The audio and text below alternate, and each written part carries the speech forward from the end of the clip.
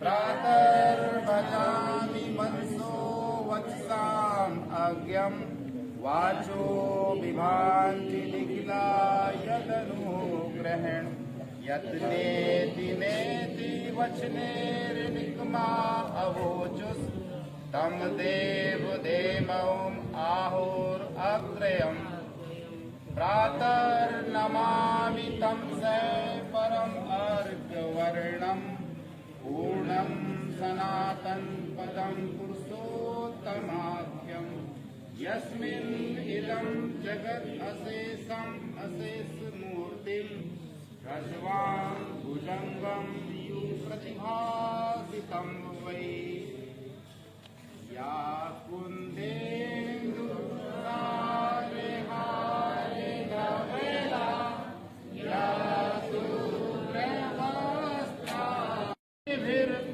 देवै सदा वन्दिता सा मा पातु सरस्वती भगवती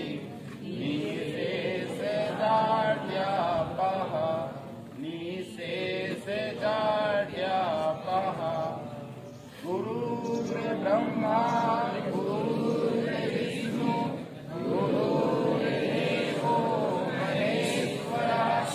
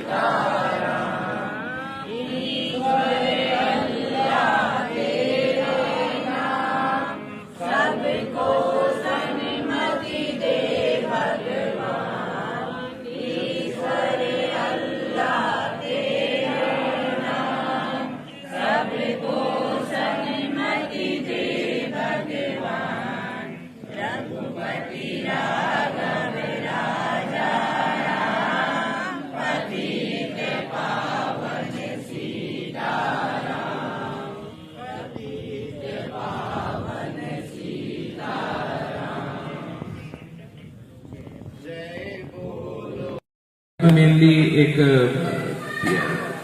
एग्जाम होता है जिसमें लगभग 4 सेक्शंस होते हैं। एप्टीट्यूड होता है, मैथ्स होता है, इंग्लिश होता है, उनके मल्टीपल चॉइस क्वेश्चंस के आंसर्स देने होते हैं। उसके बाद इंटरव्यू भी होता है। क्लरिकल वर्ग में सिर्फ रिटन एग्जाम होता है। क्लरिकल वर्ग में वैकेंसी स्टेट वाइज आती है। आप किसी राज्य को चुन के वहां से आप अप्लाई कर सकते हैं। अधिकारी वर्ग में ये चॉइस अभी तक नहीं है, हो सकता आने वाले समय में होने लग जाए। क्लरिकल वर्ग में राज्य इसलिए होता है क्योंकि उनका फिर ट्रांसफर उस पर्टिकुलर राज्य तक ही सीमित होता है और बहुत ज्यादा दूर ट्रांसफर्स नहीं होते। एक लिमिटेड टाइम होता है वर्किंग का। अधिकारी वर्ग में जिम्मेदारियां ज्यादा होती हैं और ऑल इंडिया बेसिस पे उनकी पोस्टिंग हो सकती है कहीं भी। हमारे देश के सारे जो PSUs हैं, बैंक, पब्लिक सेक्टर अंडरटेकिंग के जो बैंक है, पहले लगभग 20 हुआ करते थे। कुछ साल पहले गवर्नमेंट ने मर्जर कर दिए, काफी बैंकों को आपस में मर्ज करके एक बड़ा बना दिया, तो वो अब लगभग 10 के आसपास बचे हुए हैं।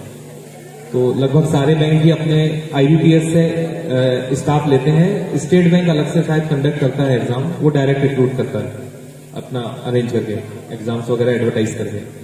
तो मेनली इसके लिए कोचिंग संस्थान आजकल काफी अवेलेबल है, लेकिन आप अगर सेल्फ स्टडी भी करना चाहें तो मल्टीपल, बहुत ज्यादा हार्ड ऐसा नहीं होता है कि अलग से कोई प्रिपरेशन UPSC जैसी करनी पड़े।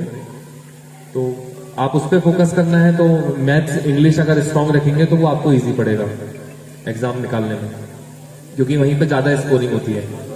जो एप्टीट्यूड वगैरह के होते हैं वो तो कवर हो जाते हैं प्रैक्टिस करने से, लेकिन मैथ्स और इंग्लिश अगर थोड़ा स्ट्रांग रखेंगे तो वो इजी पड़ेगा। दूसरी चीज इस बारे में मैं जानना चाहूंगा, यहाँ वैसे किस किस क्लास के बच्चे हैं अभी? 9 से 9 से 12 तक है। ठीक। तो आप फूड टेक करना चाहते हैं, ऑप्शंस क्या क्या हैं? आपके और भी दोस्त हैं साथ में, सहपाठी हैं, ऑप्शंस क्या क्या है? आप साइंस से लेके पढ़ रहे हो, हम कैरियर गाइडेंस की बात कर रहे हैं, और क्या ऑप्शन है आपके पास साइंस से पढ़ने के बाद, 12th के बाद?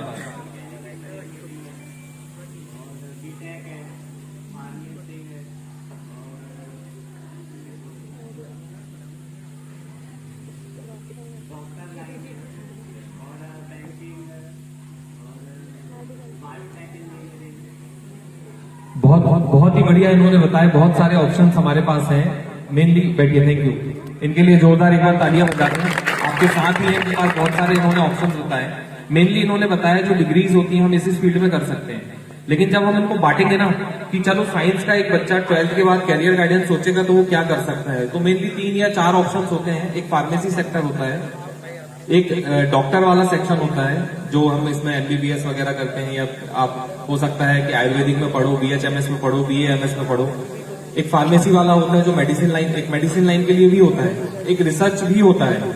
रिसर्च के लिए जो इन्होंने बताया कि मैकेनिकल या बीटेक का मेनली फोकस वहीं जाता है जो रिसर्च फील्ड में जाता है। बड़ी बड़ी कंपनियों में रिसर्च चल रही है, वहां पे रिक्रूटमेंट है। कोई नॉर्मल है, आर्ट से पढ़ा हुआ है, कोई कॉमर्स से पढ़ा हुआ है। सरस्वती माँ जी के चरणों में वंदन। और आज आप स्कूल में ये कार्यक्रम में अतिथि के रूप में सर ने हमको बुलाया, इसलिए धन्यवाद। और कार्यक्रम में पधारे मुख्य अतिथि हमारे सेंट्रल बैंक के ब्रांच मैनेजर सर जी, और हमारे तहसील के नायब तहसीलदार साहब जी, स्कूल के प्राचार्य महोदय महेंद्री जी, और उनके समस्त स्टाफ और सभी विद्यार्थीगण। इंटरेस्टेड रहते हैं बहुत से लोग, तो ऐसा नहीं है कि इसमें बहुत सारी लागत की जरूरत है या बहुत सारा ऐसा कोई अलग से कोई ट्रेनिंग देने की जरूरत है। खुद से भी अपने अनुभव से कर सकते हैं, ऐसा कुछ नहीं है। मैं बहुत 12वीं पास होने के बाद फर्स्ट ईयर सेकेंड ईयर के बाद से मैंने छोटा सा बिजनेस चालू किया, और धीरे धीरे करके वही बिजनेस एक क्लास हो जाती है, उससे ही आपको ज्ञान मिलता है, उसी से आप धीरे धीरे करके उसमें आगे बढ़ते जाते हैं। ऐसे ही सभी बच्चों से हमारा ये निवेदन है कि आप भी यदि मन लगाकर आगे भी पढ़ाई करें तो आपका कैरियर बहुत अच्छा हो सकता है। क्योंकि अभी ये युग है, मोबाइल का युग हो गया है। मोबाइल से बहुत सारे बच्चे बहुत सारी लाइन चेंज हो जा रही है उनकी, उसमें समय खराब कर रहे हैं। कई लोग उसका सही उपयोग कर रहे हैं, ज्यादातर बच्चे तो मिसयूज भी कर रहे हैं उसका।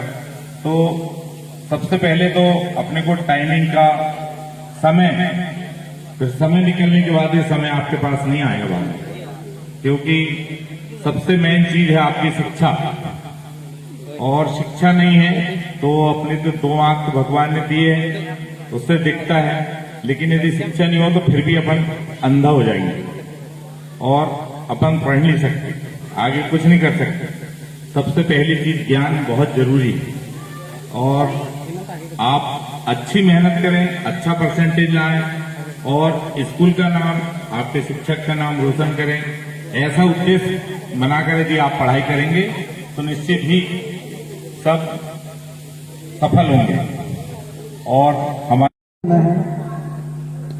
आपने जो डिसिप्लिन अभी सीख लिया ना, उसके बाद आप जीवन भर उसी डिसिप्लिन को फॉलो करते हैं। अगर आप आज डिसिप्लिन में नहीं है, आज आप में अनुशासन नहीं है, तो आप मेरा यकीन मानिए आप जीवन में कभी नहीं ला सकते अनुशासन। और ये बेस्ट टाइम होता है कुछ भी नया चीज जानने को, कुछ भी नया चीज सीखने को। तो जितना ज्यादा हो सके उतना काम करते हैं ना, उसमें भी गणित है। तो ना साइंस वाले ये सोचे कि हमने आर्ट्स को छोड़ दिया, और ना आर्ट्स वाले ये सोचे कि हमने गणित को छोड़ दिया। तो एक जो है आप लोग इंक्लूसिव अप्रोच रखो, यानी समावेशी अप्रोच होनी चाहिए हमें पढ़ते समय, कि हम जितना भी पढ़ रहे हैं वो हमें हमारे जीवन में कहीं ना कहीं काम आएगा। अब अपन अपने मेन टॉपिक पे आ जाते हैं सिविल सर्विस की। तो प्राय आप सभी को जानकारी होगी कि ये 3 चरणों की एग्जाम कवर कर दी थी सर ने। तो मतलब मेन पॉइंट तो यही है कि आपका इंटरेस्ट होना चाहिए, तो सर ने वो कवर कर लिया। सर ने आपको स्ट्रेंथ भी बता दी कि आगे आपके पास क्या क्या स्ट्रेंथ है। तो उस चीज़ों पे मैं नहीं जाता क्योंकि वो अगेन वो एक तरीके से हम वही चीज़ों को रिपीट कर लेंगे, तो रिपीटेटिव अप्रोच हो जाएगी। मेन ये है कि 3 स्टेज की एग्जाम होती है। आप अपने कॉलेज के ड्यूरेशन से इसकी तैयारी करें। मैं ये नहीं कह रहा कि कॉलेज को बिल्कुल एंजॉय मत करिए, है ना। कॉलेज लाइफ भी वंस है, उसको बिल्कुल ऐसा मत करिए कि बस पढ़ के रहना है हमें। क्योंकि मैंने जितना जीवन सीखा है ना, वो मैंने मेरे कॉलेज में ही सीखा है। मैं 12वीं तक के तो मैं भी एकदम बस कुछ नहीं, किताब पढ़ो हो गया, परसेंटेज लाना है कुछ भी करके। वो ऐसा भी जीवन नहीं है कि हम केवल एक किताबी कीड़ा बन के रह जाएं। जितना मैंने चीजें सीखा है, क्योंकि दुनिया ना बहुत अजीब है, यहाँ पे कोई भी ऐसा फंडामेंटल रूल नहीं चलता कि अगर मैं सही हूँ तो सामने वाला भी सही हो, ये होता ही नहीं है। तो हमें हर चीज आना चाहिए, है ना। हमें सामने वाले से कितना अच्छी तरीके से अपना काम हम निकाल सकते हैं, ये हमें आना चाहिए। आज का समय केवल और केवल मैनेजमेंट का है कि हम कितने रिसोर्सफुली अपने जो ह्यूमन रिसोर्स है उसको यूज कर सकते हैं। तो ये केवल और केवल मैनेजमेंट से आएगा, और ये आप अपने कॉलेज में सीखोगे। जब आपकी डेडलाइन करीब रहेगी, आपको अपने असाइनमेंट जमा करना रहेगा, पढ़े आप रहे नहीं होगे, है ना। एग्जाम होगी, उसमें आपकी तैयारी होगी नहीं, परंतु आपको पेपर भी निकालना है और असाइनमेंट भी कंप्लीट करना है। तो ये आप अपने कॉलेज में सीखोगे। तो कॉलेज को अपना अच्छे से एंजॉय करना, अपने मन के स्ट्रीम चुनना, है ना। एक दूसरे को देख के मत करना कि वो ले रहा है बीएससी तो मैं भी बीएससी ले लूं, भले ही मेरा इंटरेस्ट नहीं हो। मेनली मैं इंजीनियरिंग के लिए कहूंगा, है ना।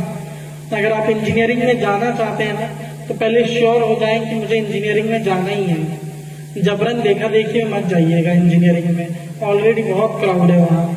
जिसमें इंटरेस्ट आए उसमें जाइए।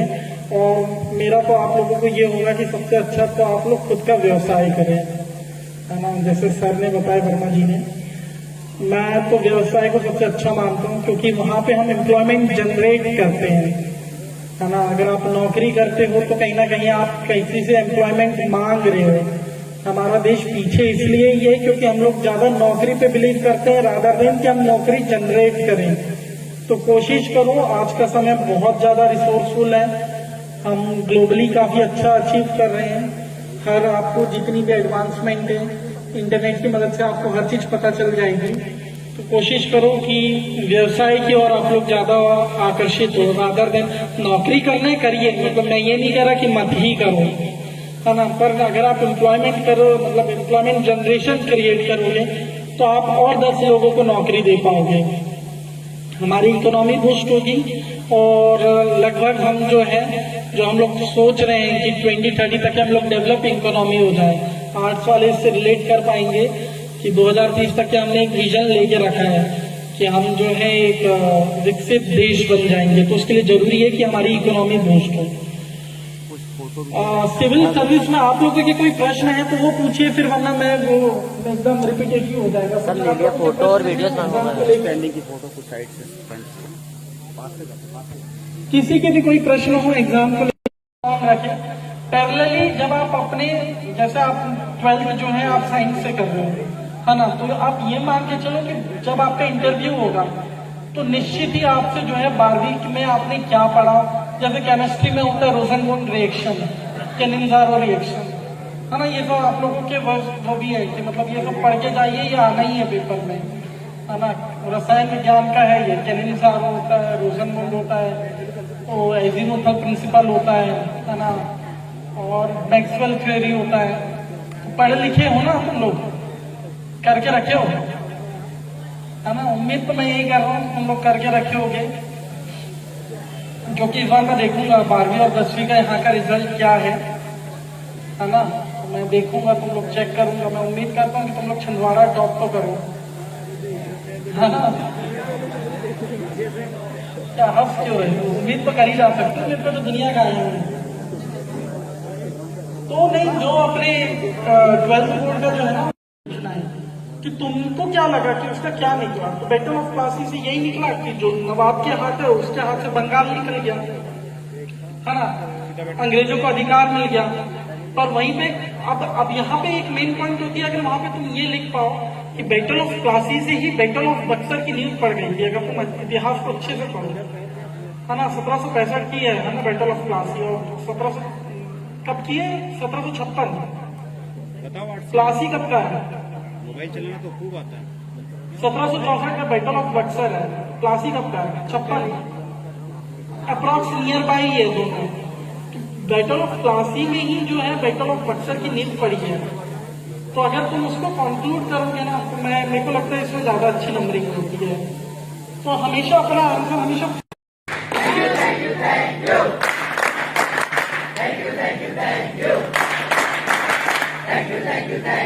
बहुत शुक्रिया।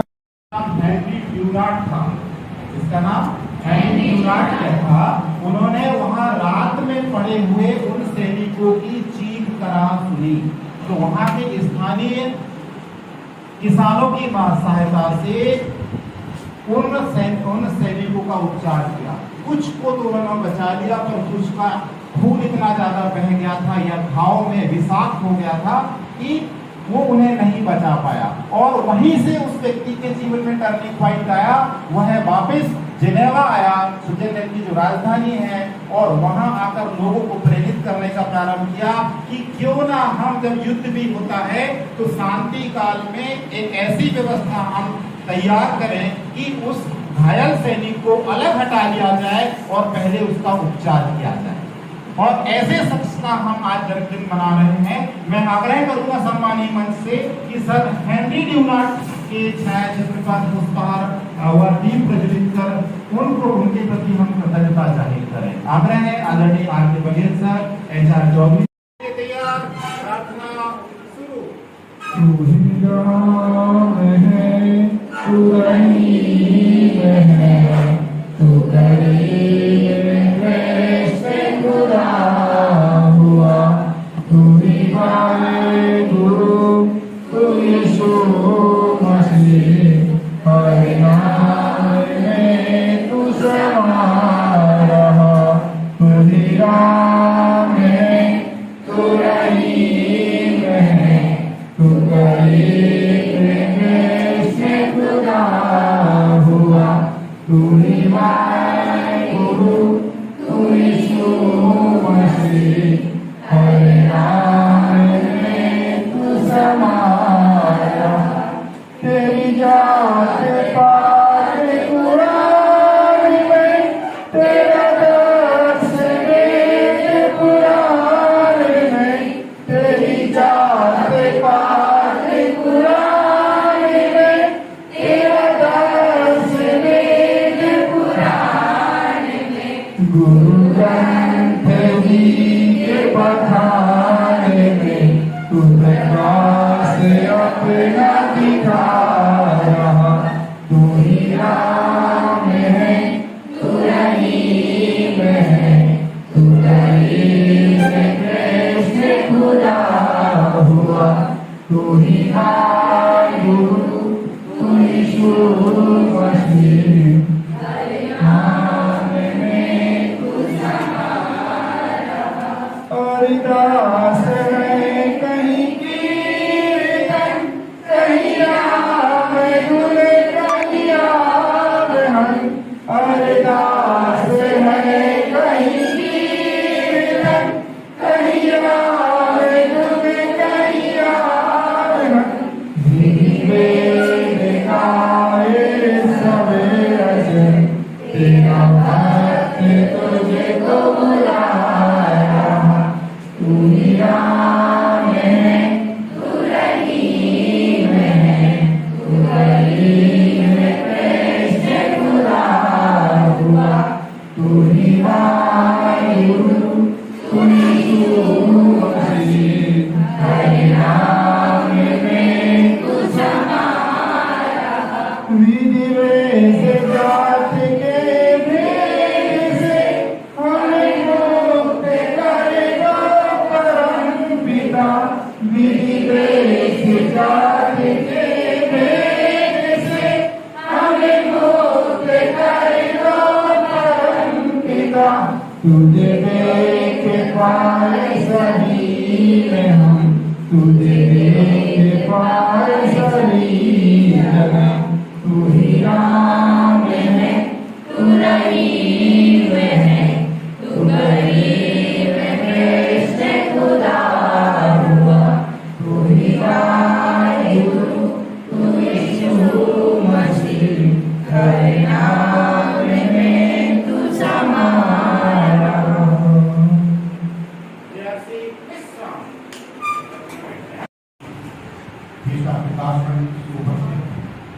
हमारे शिक्षा अधिकारी महोदय सम्मान्य वरिष्ठ साहब, चांद संकुल प्रचार सम्माननीय चौधरी जी और इस संस्था की प्रभारी प्रचार सम्माननीय वंशी सर जी और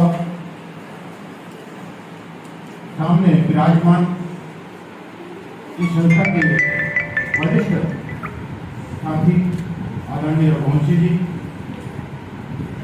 जिला संगठक के रूप में विराजमान आदरणीय राकेश जी, हमारे कृष्णलाल जी वर्मा और बलराम बबुल जी और पाटिल जी और प्यारे बच्चे, आज हम जॉन हेनरी ड्यूनार्ट जी का जन्मदिन उन्होंने मनाया है, दिवस है, और उन्होंने मानवता के कल्याण के लिए विश्व को बहुत बड़ी अपनी सेवा दी है और जिसके लिए हम उन्हें सादर उनके जन्मदिन को नमन करते हुए आप सभी को धन्यवाद देते हैं। आपकी गरिमा में उपस्थिति बहुत ही सराहनीय है। उन्होंने मानवता के क्षेत्र में चाहे वो प्राकृतिक आपदाएं हो, मानवता का आपदाएं हो, उनसे निपटने के लिए निस्वार्थ भाव से जग की सेवा की और युद्धकाल हो, बाढ़ हो, आगजनी हो, किसी प्रकार की प्राकृतिक आपदा हो। अभी आपने 2 साल पूर्व देखा बहुत बड़ी वैश्विक महामारी से हम गुजरे हैं और ऐसे समय में रेड क्रॉस सोसाइटी बहुत तत्परता से काम करते हुए जनसेवा की है और इसी तारतम्य में हमारी सोसाइटी के सदस्य भी पूरी लगन के साथ काम करते रहते हैं निस्वार्थ भाव से। और इनमें देखिए, अगर जो हमारे ऊपर दया करेगा हम उसको याद करेंगे, क्योंकि दया करता याद होता है, और जो हमारा भला करेगा और निश्चित तौर पर उसका लाभ होगा, क्योंकि भला को उल्टा लाभ होता है। और हमें जीवन में शख्स बनकर नहीं शख्सियत बनकर जीना चाहिए, क्योंकि शख्स तो एक दिन इस जीवन से विदा हो जाता है, लेकिन शख्सियत हमेशा अमर रहती है। जीवन एक जीवन में हमारे जीवन में किसी प्रकार का जीवन वो परीक्षा है जिसमें किसी प्रकार का प्रश्न पत्र नहीं दिया जाता है। और यह जो समय जो चल रहा है, भगवान का मानव का संदेश है कि आप इस धरा के सिर्फ मेहमान हो, मालिक नहीं। और हमें निस्वार्थ भाव से जग की सेवा करनी चाहिए और जग की सेवा करते हुए अपने धर्म को, अपने कर्म को हम सौभाग्यशाली बनाएं, क्योंकि बाबा तुलसी ने भी कहा है, बड़े भाग मानुष तन पावा, बड़े भाग से मानुष तन की प्राप्ति होती है। और हम जो मनुष्य तन जो हमको मिला है वो निस्वार्थ भाव से हम जन कल्याण में अपने जीवन की पुनः समर्पित करें। इन्हीं भावनाओं के साथ में अपनी वाणी को विराम देता हूँ। जय हिंद। सर पीछे हमारे बैठे हुए भाई किशनलाल जी, सभी छात्र हैं।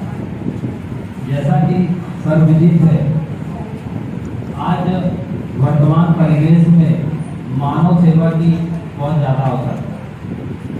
हमको निस्वार्थ भाव से सेवा करने में जो आनंद मिलता है वो आनंद और किसी अन्य चीज में नहीं मिल सकता।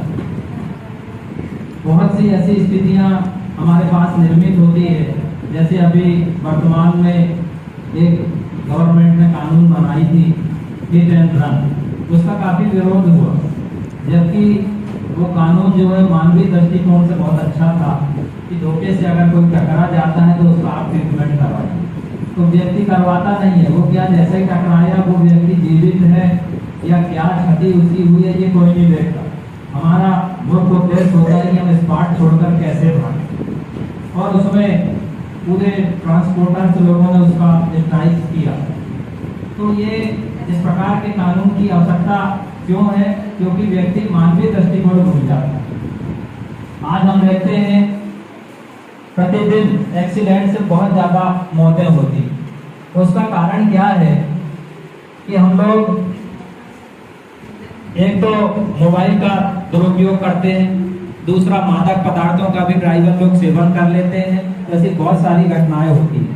तो उस समय हमें और उसको कोई प्राथमिक स्वास्थ्य सेवाएं भी उपलब्ध नहीं हो पाती। ये सभी संस्थाओं में रेड क्रॉस सोसाइटी संचालित है। रेड क्रॉस के बच्चे हर संस्थाओं में आपको उपलब्ध होंगे। उनके अंदर मानवीय दृष्टिकोण निर्मित करना ये हमारा एक मुख्य उद्देश्य होता है। बहुत सारी ऐसी घटनाएं होती हैं, जैसे अभी अपन देख रहे हैं पूरा क्लाइमेशन अनियंत्रित हो गया, कभी बारिश अचानक तूफान आ जा रहा है, और इस बार आपने देखा होगा कि ऐसे तूफान आ रहे हैं जैसे हम समुद्र किनारे बसे हुए, कितने तेज तूफान आ रहे हैं। विद्यालय में शिविर का आयोजन किया गया है, इसके लिए मैं बहुत धन्यवाद देता हूँ माननीय यूथ का और आदरणीय हमारे हमको प्रचारक हमारे मानवीय और माननीय और सदस्यगण और सभी प्यारे बच्चे। निश्चित रूप से रेड क्रॉस सोसाइटी एक महत्वपूर्ण अंग है अपने जीवन का, और वो हमें सिखाती है कि हम अपने जीवन में मानव सेवा के लिए, जन सेवा के लिए क्या क्या कर सकते हैं, जल जंगल जमीन सेवा करने के लिए क्या क्या कर सकते हैं। ये सारी गतिविधियों में हमको प्रतिभागी बनाती है और हम उसमें काम करते हैं। जैसा कि मालिक ने बताया था कि खैरघाट का उदाहरण, निश्चित रूप से ये बहुत सराहनीय कार्य है, और ये हमें जीवन में प्रेरणा देती है कि हमें कौन कौन से गतिविधियों में कैसे कैसे कार्य कर सकते हैं, समाज सेवा कैसे कर सकते हैं, मानव सेवा कैसे कर सकते हैं, जीव सेवा कैसे कर सकते हैं, वृक्षारोपण, वन जल जमीन को कैसे बचा सकते हैं, इसकी शिक्षा हमें red cross society, junior red cross society हमें सिखाती है, और उससे हमें अपनी जिंदगी में निश्चित रूप से एक अच्छे कार्य करने के लिए हमें प्रेरणा मिलती है, सीखने की अवसर मिलता है। और ये हमारी जो सोसाइटी है रेड क्रॉस सोसाइटी, वो समय समय पर विभिन्न जगहों पर ऐसे ही शिविर का आयोजन करते हैं, ट्रेनिंग का आयोजन करते हैं और कैंप भी लगाते हैं। तो निश्चित रूप से आप सभी इस दिशा में आगे बढ़े। इसी प्रकार से हमारा एक और भी होता है एनसीसी और स्काउट गाइड, वो भी इसी क्रम में आगे अपनी गतिविधि को चलाते हैं। तो निश्चित रूप से आप सभी को मेरी ओर से शुभकामना, बधाई, और आगे बढ़ते रहेंगे और कुछ जिंदगी में करने की तमन्ना लेकर आगे बढ़ते रहेंगे। बहुत बहुत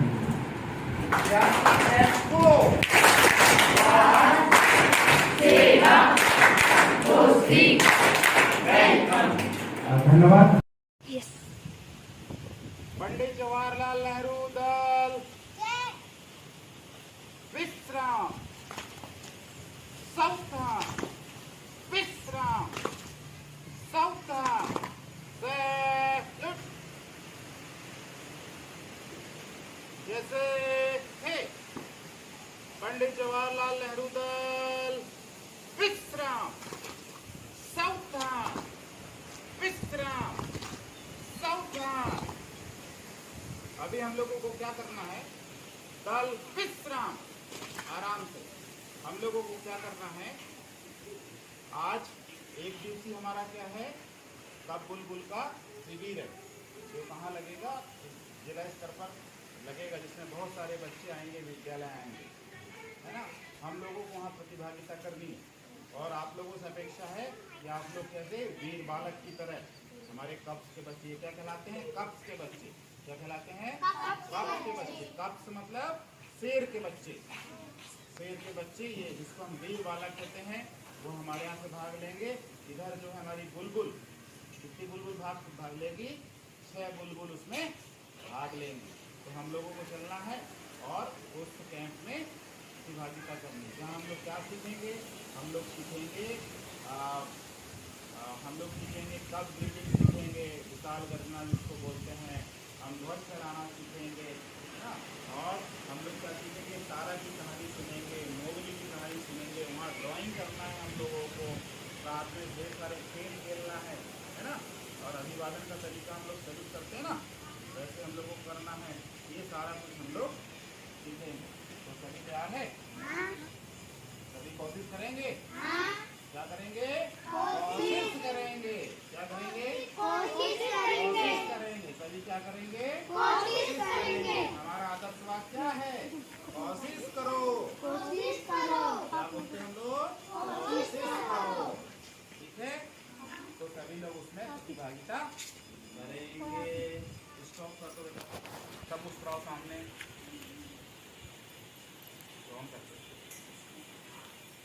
कोशिश करो। कोशिश करो। कोशिश करो। कोशिश करो। स्टॉप।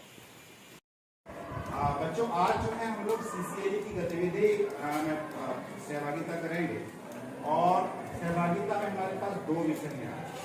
एक प्रश्नोत्तरी है और हम विभिन्न विषयों पर प्रश्न करेंगे और आपस में प्रश्न के उत्तर को खोजने का प्रयास करेंगे। दूसरा, हम लोग पहेलियों पर बात करेंगे कि पहेली कितनी उपयोगी है हमारे जीवन में और इनसे हम कैसे समाधान पाते हैं, उन पर भी हम लोग विस्तृत तरीके से चर्चा करेंगे। और इस CCLE के माध्यम इस गतिविधि हम देखेंगे कि हम आपस में कैसे इंटरेक्ट कर पाते हैं, आपस में कैसे सहभागिता कर पाते हैं। तो एक पार्ट ये हो जाएगा, ये समूह 1 है, ये समूह 2 है। तो समूह 1 प्रश्न करेगा और समूह 2 उसका उत्तर देगा। यहाँ से प्रश्न होगा, उत्तर होगा और प्रश्न हमने तय किया है कि 3 प्रकार से होगा। एक हमारा राष्ट्रभक्ति पर होगा, दूसरा हमारा एनवायरमेंट से रिलेटेड होगा और थर्ड होगा एजुकेशन से रिलेटेड, और उसमें युवाओं की क्या भूमिका हो सकती है। तो मैं समूह 1 से अपेक्षा करूंगा कि वो प्रश्न करे और समूह 2 उसके लिए तैयार रहेगा। हाँ, लाउडली प्रश्न को पढ़ेंगे, आप लोग सुने बेहतर तरीके से और उसका आपको जवाब देना। युवा देश हित में क्या योगदान दे सकते हैं? युवा जो है देश हित में क्या योगदान दे सकते हैं, आप लोगों को जवाब देना। यस। युवा देश हित में नारी सुरक्षा के प्रति योगदान दे सकते हैं, नारी सम्मान कर सकते हैं, जो किसी भी प्रकार की जो चीजें हैं उसको सुधारने के लिए सरकार को कई प्रकार से सरकार को बता सकते हैं, जैसे आंदोलन कर किसी भी प्रकार का। चलिए, बहुत बढ़िया। जवाब आते चाहिए। नारी सुरक्षा पे बहुत बात की और हमें सरकार से क्या डिमांड करना उस पर बात की। इसके अतिरिक्त भी देश हित में युवा क्या एफर्ट चाहिए और क्या योगदान दे सकते हैं, आप लोग क्या सोचते हैं? हाँ बताएं, इधर से और अपने विचार रखें। सेकंड बेंच, यस, खड़े हो। हाँ खड़े हो, चलिए बताइए, आप युवा हैं, आप देश हित में क्या सोचते हैं?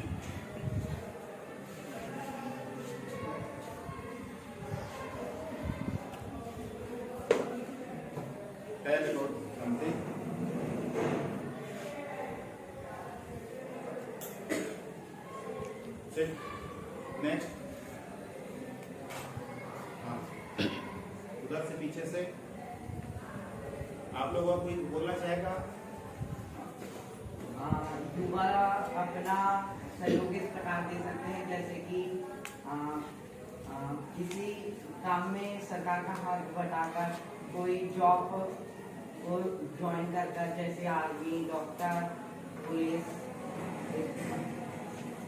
बहुत बढ़िया। जो कुछ कहेगा और किसी के मन में कोई विचार आ रहा है आप बोलेंगे इधर से तो बोलेंगे आप। हाँ युवा जो है वो हर छोटे बड़े का सम्मान करेंगे, उसको किसी प्रकार से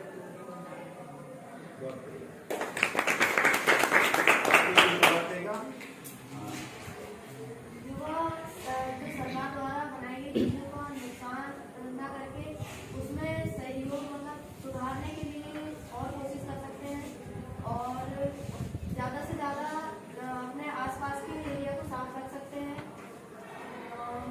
जिससे सफाई और कई बीमारियों का समाधान होता है। युवा ट्राइब्स जाति के, चाहे वो गोंड जनजाति हो या कोरकू हो, भारिया हो या मवासी हो, ये कैसे अल्प संसाधनों में जीवन यापन करते हैं और मस्त जिंदगी जीते हैं। उनका हथियार उनके हाथ में है हंसिया। अब वो प्रकृति के पूजक हैं, वो वृक्षों की पूजा करते हैं। देखो उनके पास हम लोग ईश्वर की पूजा करते हैं और उनका ईश्वर वृक्ष है, उनका ईश्वर प्रकृति है, उनका ईश्वर नदी है, तालाब है, जहां वो रहते हैं, जो उनको खिलाता है, जो उनका संरक्षण करता है, उनकी वो पूजा करते हैं। इस प्रकार ये जो जनजातियां हैं वो प्रकृति का पूजन करती है। प्रकृति से जो प्राप्त होता है, चाहे कोदो, कुटकी, महुआ, उनका सेवन करके वही अपनी अल्लाह जिंदगी जीती है और वही आनंद से जीती है। हम लोगों को ढेर सारी चीजों की आवश्यकता होती है परंतु उन्हें नहीं होती है। वो अपनी जिंदगी को कैसे मस्त नृत्य के माध्यम से जीते हैं, उस नृत्य का भी आप लोग आनंद लीजिए।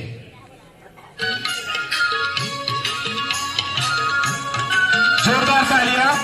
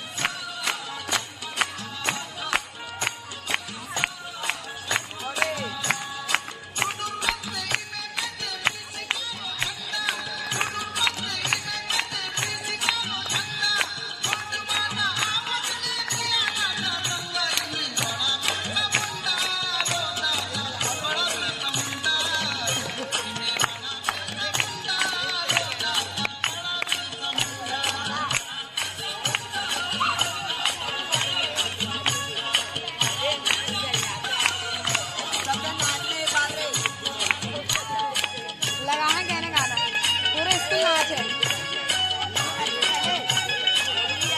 अब फोटो निकालने आप वीडियो बना रहे हैं। वीडियो वीडियो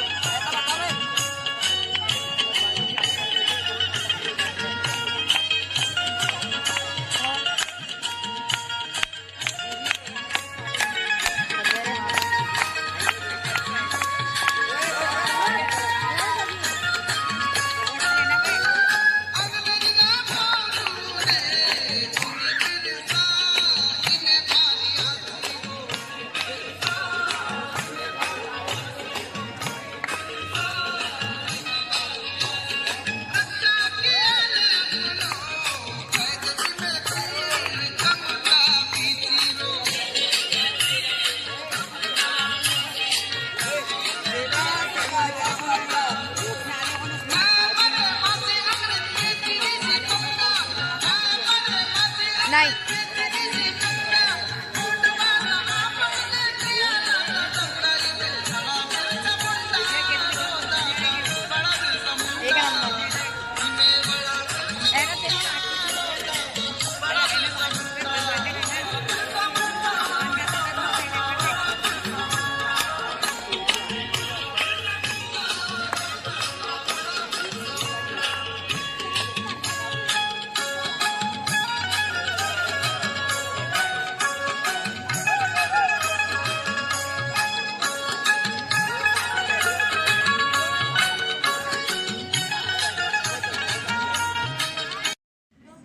तंबू बांधने के लिए टेंट आप लोगों ने देखा होगा, कई फिल्मों में देखा होगा, तो उसमें छोरों पर ऐसे पेक्स गड़े होते हैं, पेक्स PEGS पेक्स ऐसे तिरछे गड़े होते हैं, जिनकी हाइट होती है 1.25 फीट। क्या होती है? 1.25 फीट। अब ये तंबू की रस्सी ऊपर, एक बड़ा लड़का आ जाए जरा, हाइट वाला व्यक्ति आ जाओ, यूनिफॉर्म वाला हो, यूनिफॉर्म वाला आ जाओ। ओए ढोलकिया इधर। ये डोरी ऊपर से आई, ऊपर हाथ करो, ये तंबू से कस के आई है। एक और आ जाए जरा, बिटिया इधर आओ।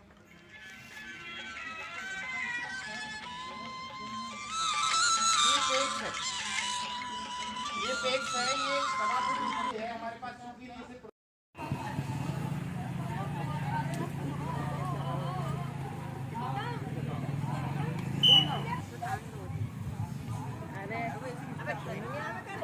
जब वो होते जा रहा होते वाले भगना चाहिए ना, या नहीं हो बड़ा खेल रहा कबड्डी वो पकड़ आराम से हो गया भाई, ए कपड़ा मत रंगा और ए भाई जान के जानकार मारी हो ना बे ओए ओए ते ऑटो तक चाचा पाई इते खड़ो देखो दूर से खड़ो ले खबर जाओ बात यार होगा रे होगा ए दूर मुंडा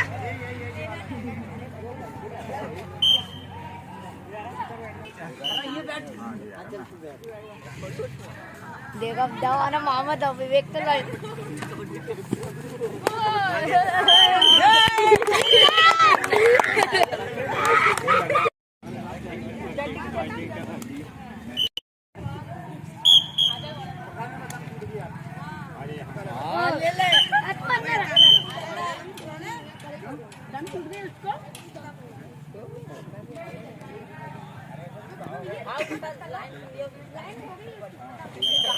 अरे ऋषि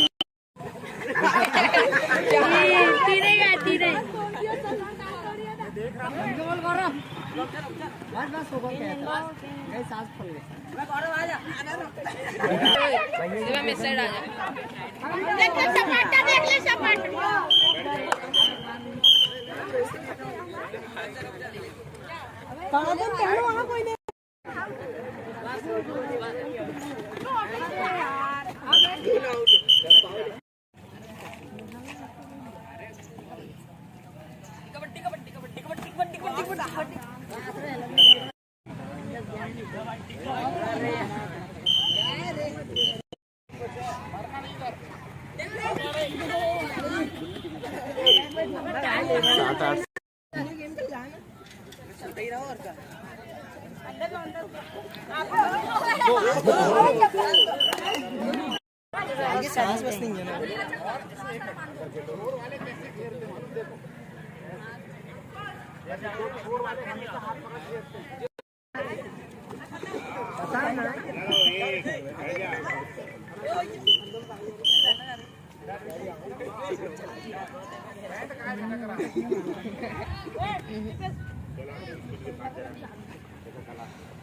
ऊपर लाइन में एक लाइन वो बाहर है। नहीं सर हमने नहीं छीनेगा एक है नहीं छीने अरे बढ़िया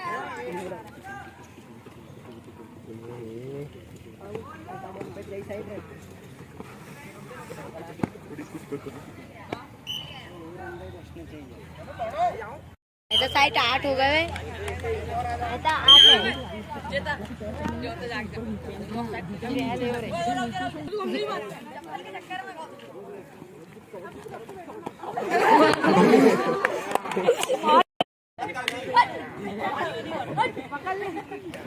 लाते ओह माय गॉड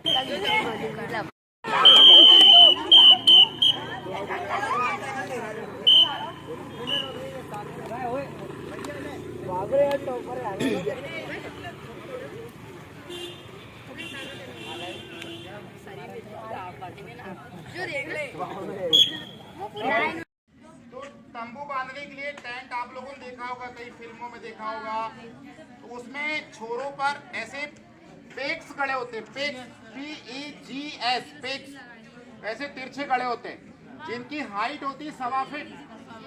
क्या होती है? 1.25 फीट। अब ये तंबू की रस्सी ऊपर, एक बड़ा लड़का आ जाए जरा, हाइट वाला व्यक्ति आ जाओ, यूनिफॉर्म वाला आओ, यूनिफॉर्म वाला आ जाओ, वो ढोलकिया जरा, ये डोरी ऊपर से आई, ऊपर हाथ करो, ये तंबू से कस के आई है। एक और आ जाए जरा, बिटिया इधर आओ,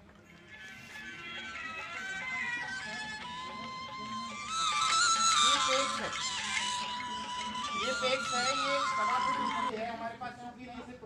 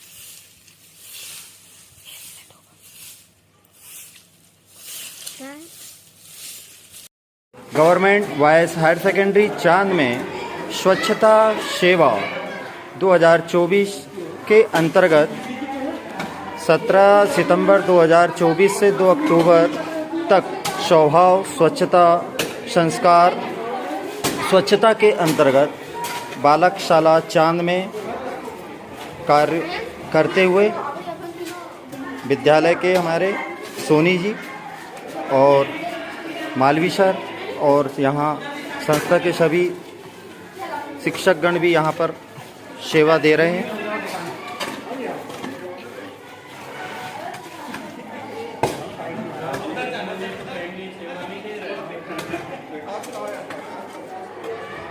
अभी हो जाएगी साहब, विकास हो जाएंगे तभी साहब।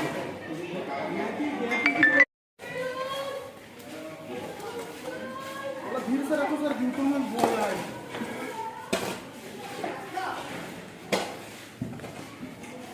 खड़े क्यों हो? पत्ता उठा लो, कम से कम पत्ते उठा लो और आजू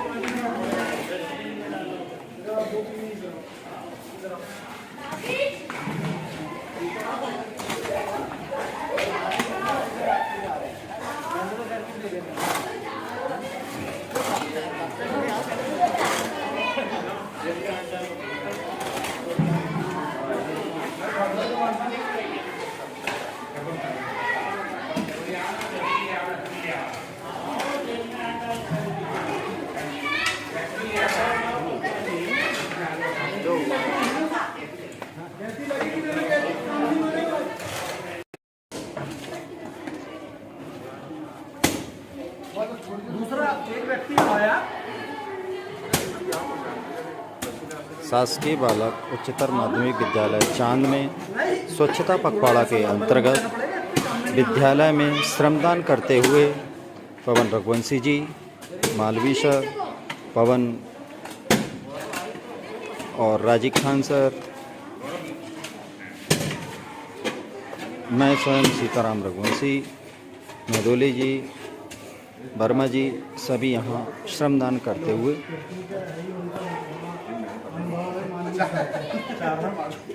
स्वच्छता की सेवा पखवाड़ा 2024 17 सितंबर से 2 अक्टूबर तक चलने वाला है, जिसके तहत हम महात्मा गांधी को स्वच्छता दिवस पर स्वच्छताओं पर विभिन्न गतिविधि कराकर हम श्रद्धांजलि देने वाले हैं। इसी तारतम्य में शासकीय बालक उच्चतर माध्यमिक विद्यालय चांद में आज तीसरे दिवस हम शिक्षकों द्वारा नाली साफ की गई, साथ ही वृक्षारोपण किया गया और छात्रों के संग मिलकर हमने स्वच्छता मानव श्रृंखला का निर्माण किया गया। हमने यहाँ पर जो कल का हमारा थीम था, इसमें हम स्वभाव स्वच्छता संस्कार स्वच्छता की थीम पर काम कर रहे हैं और एक सेल्फी पॉइंट हमारे द्वारा बनाया गया है और जिस पर हमारे शिक्षक साथी और हमारे छात्र इस पर तस्वीर खिंचवाकर उसका लुत्फ ले रहे हैं और संदेश प्रसारित कर रहे हैं कि सभी को अपने जीवन में स्वच्छता को अपनाना चाहिए। यार यहाँ धसक गया है, इसको देखो कब करेगा, मैं बता रहा हूँ।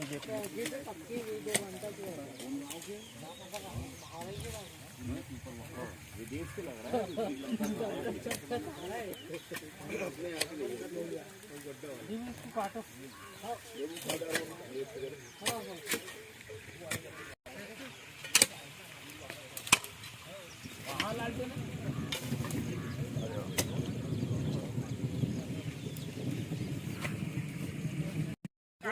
बाजू वाला भी नहीं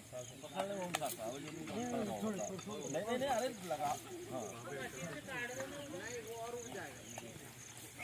नहीं उखाड़ देंगे अभी चल वो साइड वाला उसको उखाड़ देंगे। ये 10 मिनट तक काम है, ये वाली निकालना सर इधर देखो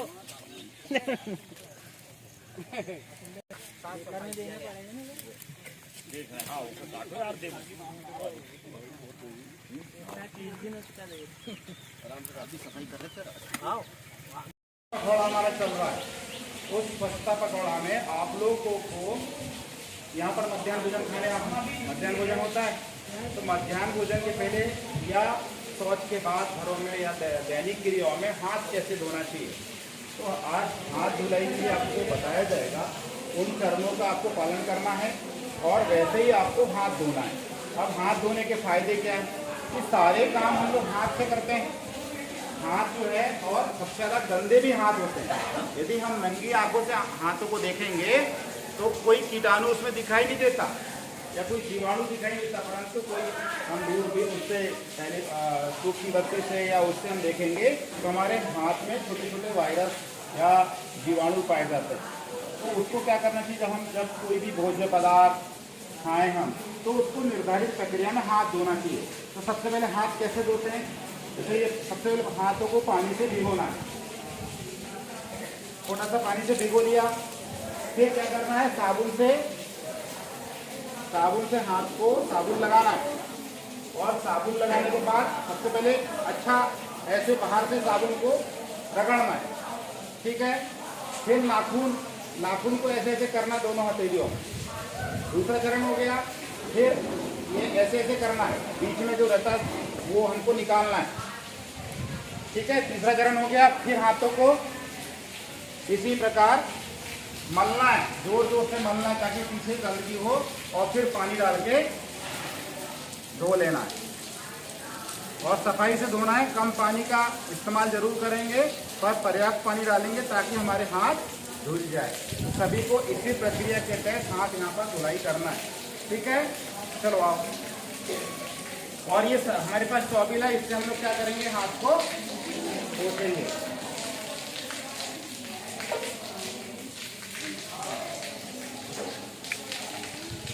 देखो कितने चरण कर रहा है बच्चा, ये नाखून वाला करो, दोनों हाथ की नाखून, बीच में ऐसे, हाँ गुड, बहुत बढ़िया। अब फिर से बाहर, बहुत बढ़िया। जब ये ऐसा हमको लगे कि हमारे हाथ धुल गए हैं, तो हम लोग फिर हाथ में पानी डाल सकते हैं।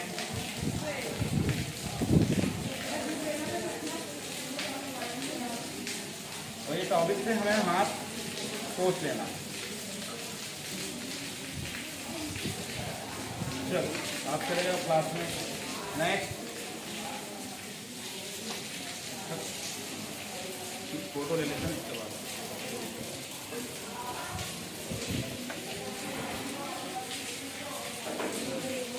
पहले आसपास, फिर नाखूनों को कसो, फिर हाँ उंगली के माप में, बहुत बढ़िया। फिर उंगलियों को, यानी हाथ धोने में भी हमें पर्याप्त समय लेना चाहिए, और हम सबसे कम समय हाथ धोने देते। खाना खाने की बारी आई, ऐसे हाथ डुबाते हैं, ऐसा की और आ जाते हैं। ये हमारी गलत प्रक्रिया है, हमें पूरी प्रक्रिया के तहत हाथ धोना चाहिए। हाथ धो तब क्लास में जाता है। हम सड़क पर सदैव यातायात के नियमों का पालन करेंगे तथा सुरक्षित यात्रा हेतु चलाते समय हमेशा हेलमेट पहनेंगे। वाहन चलाते समय हमेशा सीट बेल्ट पहनेंगे। तेज रफ्तार से वाहन नहीं चलाएंगे। लेन ड्राइविंग के नियमों का पालन करेंगे। गलत दिशा में वाहन नहीं चलाएंगे। वाहन चलाते समय मोबाइल फोन का प्रयोग नहीं करेंगे। शराब पीकर या नशे की हालत में गाड़ी नहीं चलाएंगे। सड़क दुर्घटना में घायल व्यक्तियों की मदद हेतु सदैव तत्पर रहेंगे। जय हिंद।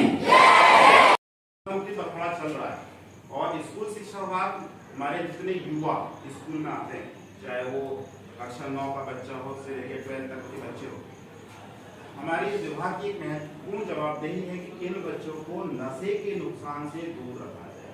क्योंकि नशा जो है प्रमुखता सबसे पहले तो हमारा क्या ले लेता है, अर्थ ले लेता है, आर्थिक रूप से हमें कमजोर करता है कि हमें रुपए खर्च करके नशा को लेना, और नशा जब हमारे शरीर में जाता है तो शारीरिक रूप से हमको शरीर से नुकसान करता है, और जब शारीरिक रूप से हमारा नुकसान होगा तो हमारा क्या होगा, मानसिक नुकसान होगा।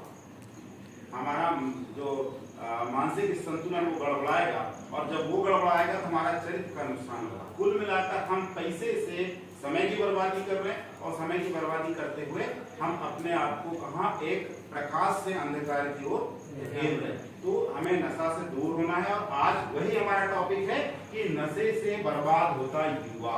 इस पर आप लोगों को निबंध लिखना है। आई होप आप बहुत बेहतर लिखेंगे, और उसको हम इवैल्यूएट करेंगे और प्रयास करेंगे कि फर्स्ट सेकंड थर्ड को हम पुरस्कार ठीक करें। तो नाउ योर टाइम स्टार्ट।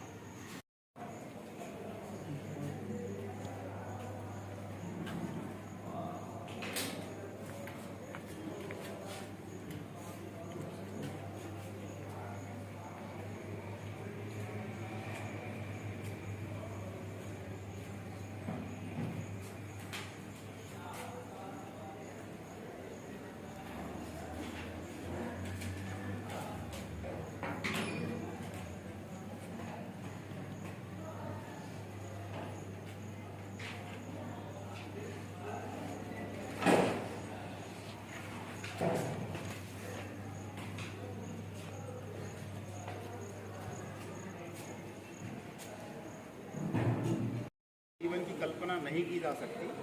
आज शायद हाथ धुलाई क्या विषय है, मैं उनसे आग्रह करूंगा कि वो अवगत कराएंगे कि बच्चों को कि आज किस विषय को लेकर आप यहाँ आए हुए।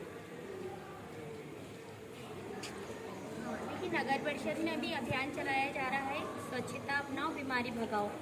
यह तो एक स्पेशल डेट है कि 1 जुलाई से 31 जुलाई तक चलाना है, लेकिन स्वच्छता कोई अभियान नहीं है, यह तो सतत चलने वाली एक प्रक्रिया है। तो उसी के तहत हम लोग चाहते हैं कि सभी बच्चे, हालांकि सभी बच्चे करते भी होंगे कि खाने के पहले सभी लोग हाथ धुलते हैं, फिर भी जो बच्चे इस आदत को नहीं अपनाते, हम चाहते हैं कि हर बच्चा अपना खुद भी और साथ में अपने परिवार को भी प्रेरित करे कि खाना खाने के पहले हम लोग बैक्टीरिया, फंगस ये सब हमारे पेट में चले जाते हैं, उससे बहुत सारी बीमारियाँ उत्पन्न होती हैं। वो बरसात में वैसे भी बहुत ज़्यादा बीमार होते हैं। उसका मुख्य कारण यही है कि सबसे पहले हम बिना हाथ धोए खाना खा लेते हैं, और उससे बहुत सारी बीमारियाँ हमारे पेट में जाके बीमारियाँ उत्पन्न करती हैं। तो मैं एक एक बच्चे को आग्रह करूँगी कि आके हाथ धोना। बच्चों